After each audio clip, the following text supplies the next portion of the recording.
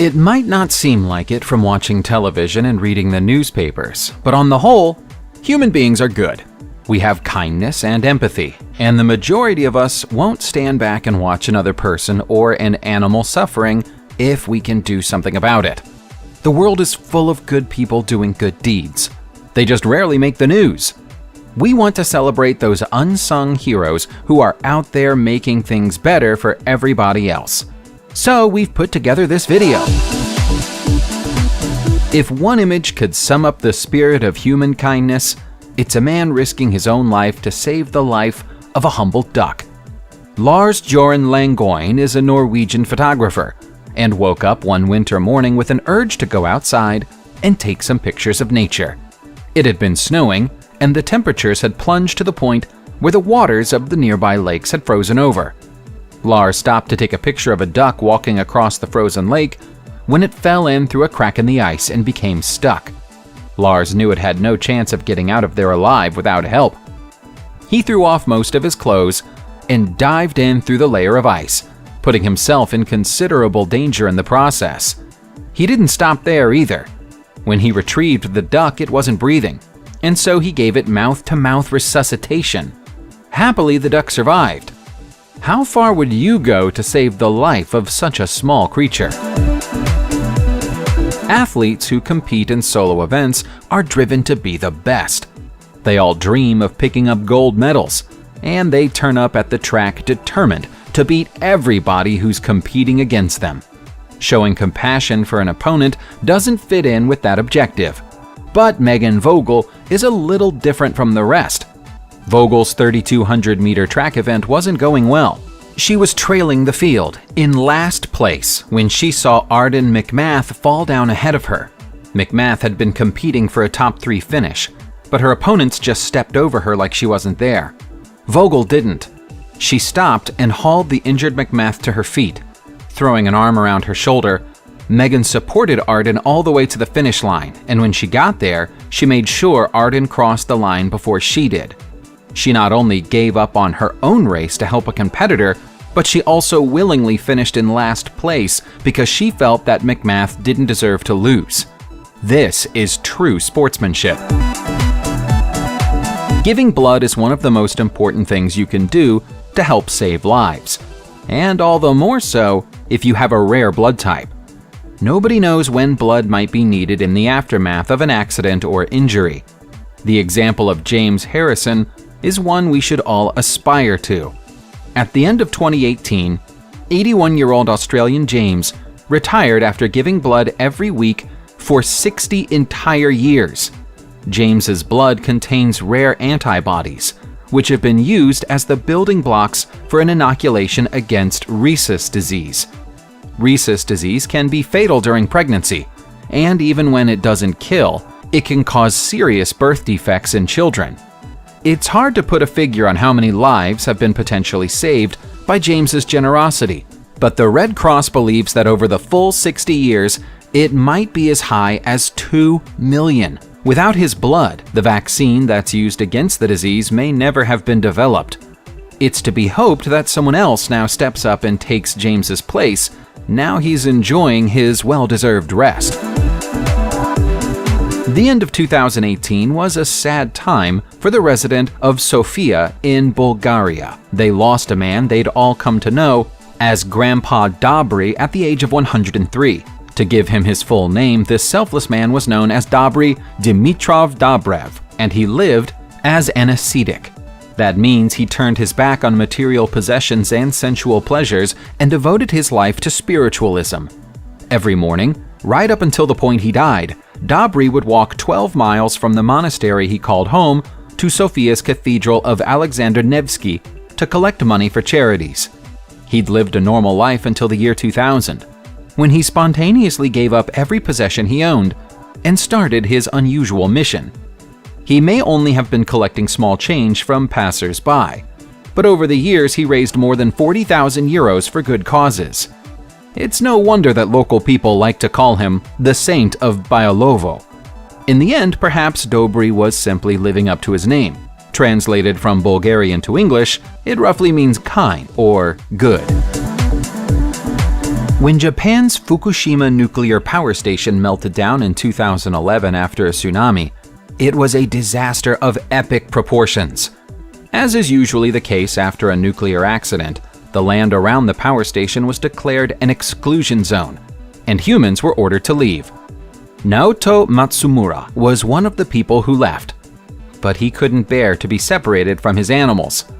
A few days after he fled, he illegally re-entered the exclusion zone and saved his animals, but then noticed that hundreds of other animals had been abandoned by their owners, some still tied to fences or trapped inside houses with no food. In Matsumura's mind, there was only one solution. He had to stay. The animals had nobody else to take care of them, and so it became his job. All these years later, he's still there, the only person living inside the exclusion zone. He knows he's been subjected to a dose of radiation that will probably shorten his life, but he doesn't care about that. He just didn't want the animals to suffer. Being a great teacher is about more than just imparting knowledge. It's about setting an example. The children of Charleston in South Carolina couldn't have a better example than Raymond Nelson. Nelson specializes in dealing with young boys who are classified as being at risk, usually children from difficult backgrounds who would make easy targets for criminal gangs. To keep them on the right path, Nelson founded Charleston's Gentlemen's Club, which currently contains around 60 members who attend meetings each week. The theory is that if a boy dresses like a gentleman and speaks like a gentleman, he'll also behave like a gentleman. It's not always possible for poor children to acquire gentlemen's clothing like tuxedos, so Nelson supplies them himself. Each week, the Gentlemen's Club will have a specialist lesson, which might be something as innocuous as shaking hands with people to show respect, or as important as always speaking respectfully to adults, and the reasons why. The local school district has been so impressed by Raymond's initiative that they want to see similar clubs founded at every school in the area. One day, the world will live in a time when fear-based ignorance is a thing of the past. We're not quite there yet, though. 3 years ago, a young Nigerian boy was roaming the streets, cast out from his village because the people there believed he was a witch child. The boy was starving, riddled with worms, and close to death. He was found and rescued by Danish charity worker Anja Ringgren Loven and her husband, who run an orphanage in the country. The orphanage, named the African Children's Aid Education and Development Foundation, was set up to cater for children who have been cast out by their tribal families because of ill-founded superstitious beliefs. They named the boy Hope, and we're happy to report that he's now thriving in his new environment. In fact, he's recently started school. When he did, Anya recreated the same picture that was taken on the day they found him, which perfectly illustrates the progress he's made during the time between. Unless you've closely studied science or medicine, you're probably not familiar with the name of Jonas Salk. That's a shame, because he's a man who deserved a lot more recognition than he ever got during his lifetime. Salk is the genius who created the polio vaccine during the 1950s. Polio went from being a huge threat to the mobility of young people to a total non-issue in the space of a few short years, all thanks to Salk. Salk's generosity wasn't just the creation of the vaccine, though. Unlike many modern drug inventors, Salk decided not to patent his creation. That meant that unlike insulin, his invention could be administered cheaply. He focused on saving lives rather than making money. The whole idea of patenting the drug never even occurred to him. He was directly asked about it in an interview in 1955, and said the idea of patenting medicine was as absurd as patenting the sun.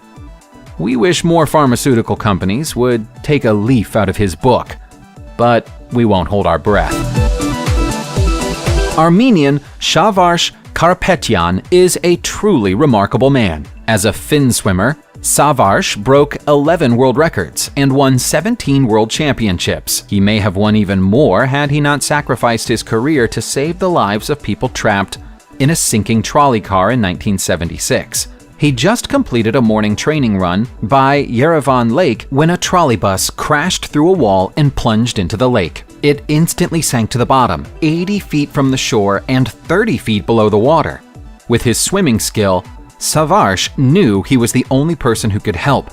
He swam to the bottom of the lake and smashed the back window of the trolley car with his legs, and then started pulling people to freedom. There were 92 people on board. Savvash managed to save 20 before his body gave out. He spent 45 days in a coma, suffering from severe leg wounds caused by smashing the glass, sepsis from ingesting raw sewage in the water, and injuries to his lungs. He recovered, but was never able to compete professionally again. When a homeless person is presented with a chance to make big money by doing the wrong thing, it's a difficult chance to turn down.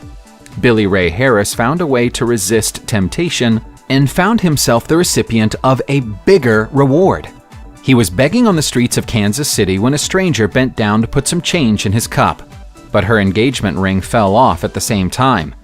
Harris went to a professional jeweler to find out how much it was worth, and found out his accidental gift could get him $4,000. He could have sold it there and then, but he stopped to think about what it would mean for the woman who lost it.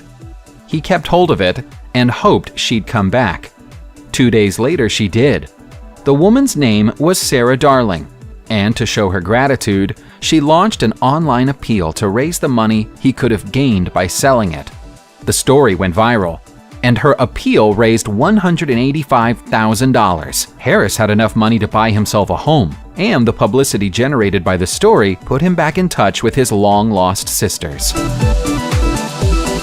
When Tim Sanders decided to make a point of telling his staff how much he appreciated them, he thought he was just being a better boss. As it turned out, he was saving a life that he never knew was in danger. Sanders had a team of 6 people who worked on the same floor of the same building as him. But due to work schedules, he hadn't seen them face to face in more than half a year. One morning, he identified everything that his team did well and paid them all a personal visit to explain how much he appreciated them. 2 days later, one of his staff gifted him an Xbox video game console, exactly what Sanders had wanted, but didn't have the money to buy himself. The employee, a software engineer called Lenny, bought it by selling a gun. Unbeknownst to Steve, Lenny had been trying to work up the courage to take his own life because he thought nobody saw him and nobody cared about him. A few short words of encouragement from Steve was all it took to change his mind, and the dark thoughts disappeared. This is a reminder: when you care about people and appreciate them, always make sure they know. When 2 professional football stars found out that homeless people were sleeping in the building they intended to turn into a luxury hotel, you would probably have expected them to kick the homeless people out as quickly as possible. Manchester United legends Gary Neville and Ryan Giggs did the opposite in their home city of Manchester. They invited them to stay there for the winter. Giggs and Neville took pity on the 30 young men who were using the building and agreed to put their construction project on hold so the group would have somewhere to stay during the coldest time of the year.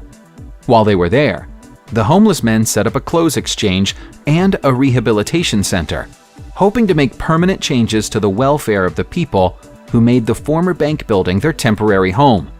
Formerly used as a stock exchange, the building temporarily became known to local residents as the Sock Exchange. Neville and Giggs were already legends in Manchester. This good deed just made their stars shine brighter. Subscribe to the channel, turn on the notification bell, and enjoy watching new videos on my channel. Thanks for watching, and see you soon!